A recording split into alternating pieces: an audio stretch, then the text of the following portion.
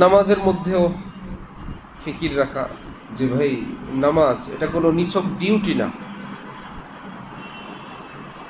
কমপক্ষে এইটুকুন তো করা চাই নামাজ আল্লাহ পাকের অসন্তুষ্টির কারণ না হয়।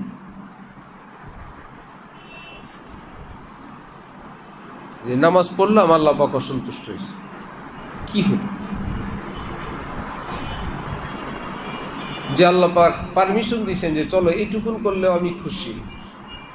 আছে না শরীয়তের একটা মাপঝোপ কমায় করার, যে এটা আল্লাহই তো অনুমতি দিয়েছেন, চলো কমায় বললেও আমি নারাজ না।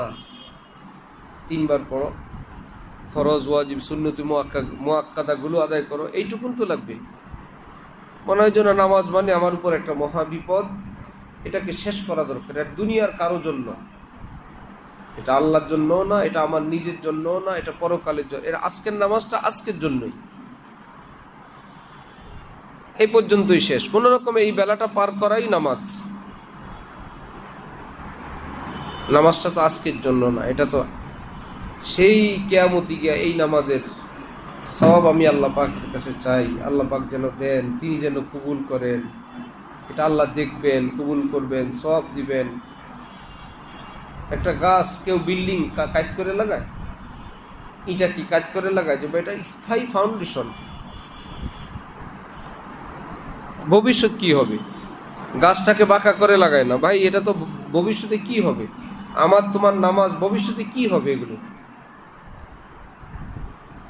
1 মিনিট টাইম বাড়ায় নাও, 2 রাকাতে কয় মিনিট?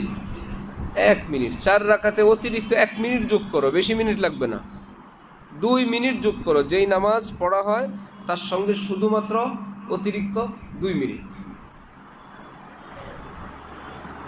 এতেই দেখবা আরো সুন্দর হয়ে গেছে, আরো প্রাঞ্জল, প্রাণবন্ত, জীবন্ত, সুন্দর নামাজ হয়ে গেছে।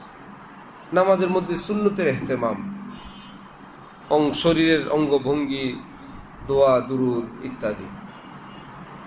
আল্লাহ পাক আমাদের সবাইকে তৌফিক দান করেন।